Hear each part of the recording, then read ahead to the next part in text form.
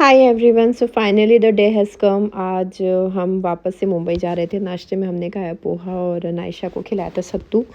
बाद में टाइम आ गया था जाने का घर पे। यहाँ पे मेरी मौसी मतलब नायशा की नानी, उनका तो बिल्कुल भी मन ही नहीं था कि हमें जाने दे। नीचे कैब आ गई थी और उसके बाद हमने नानी को बाय बाय बोला। मेरी मौसी, I love her a lot. ये मेरी मौसी हैं, मम्मी नहीं। नायशा उन्हें नानी बोलती है क्योंकि मेरी मम्मी को मिम्मी बोलती है। सो हम लोग कार में बैठे और मौसी का, हमारा सबका रो रो के बुरा हाल था। नायशा बाबा बोल रही थी नानी आओ, नानी आओ। मैं अपने मौसी से बहुत कनेक्टेड हूँ। I love her a lot.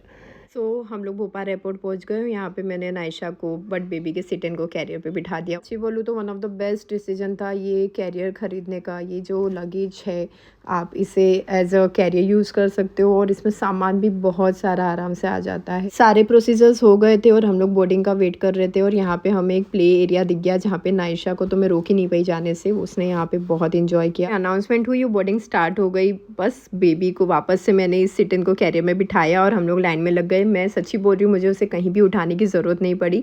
वो इतना एंजॉय कर रही थी ना, उसे कहीं से पकड़ के उसके मसल्स पेन होने वाला कोई सीन नहीं था।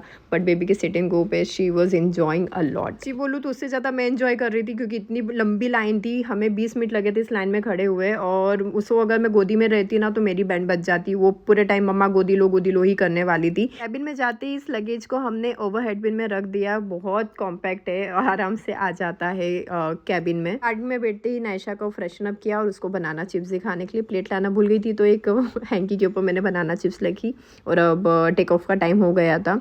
यहाँ पे नायशा फुल इंजॉय कर रही थी। Touchwood, I am very happy to see her like this. मुझे बहुत डर रहता है टेक ऑफ और लैंडिंग के टाइम पे, but she was enjoying it. और यहाँ पे मैंने उसे जो घर पे बना के मैं चॉकलेट लाई थी ना, भाई साहब, I am telling you, one of the best decision था ये चॉकलेट लेके आने का। It was so delicious. आप में हम सब खा सकते, एकदम गिल्ट फ्री अपने बेबी को दे सकते। इसकी रेसिपी जल्दी शेयर करूंगी। बस मैं आपको एक टिप देना जरूर चाहूँगी, जब भी अपने बेबी के साथ ट्रैवल कर रहे हो ना, उसके लिए एक ऐसा टॉय खरीद के रखो जो उसको आपने नहीं दिखाया हो और जब आप ट्रैवल करो ना तभी उसको दिखाओ तो कम्प्लीटली इंगेज्ड रहते हैं। तो यहाँ पे ना अभी हम मुंबई पहुँच गए थे और अपने लगेज का वेट कर रहे थे। अगेन थैंक्स टू बट बेबी के सिट एंड गो, ये जो लगेज कैरियर है, इसकी वजह से मुझे नायशा को बिल्कुल भी गोद में कहीं भी लेने की ज़रूरत नहीं पड़ी। हमें ना एग्जिट करना था और मुंबई का जो इंटरनेशनल एयरपोर्ट है ना, बहुत लंबा है एग्जिट करने में। मुझे उसे कहीं भी गोद में लेने की ज़रूरत नहीं पड़ी। ट्रॉली ना थोड़ी एक्सपेंसिव है बट वर्थ टू बाय है। मैं आपको बोल रही हूँ, एक बार खरीद लिया ना तो सालों का टेंशन खत्म। बहुत अच्छी क्वालिटी की है। ओला बुक करके हम लोग घर की तरफ चले गए। घर पे जाते ही डैडा ने तो हमें सरप्राइज़ कर दिया। यहाँ पे नायशा की नज़र उतारी, फिर हम लोग घर के अंदर गए। Thanks for watching my blog. Okay bye.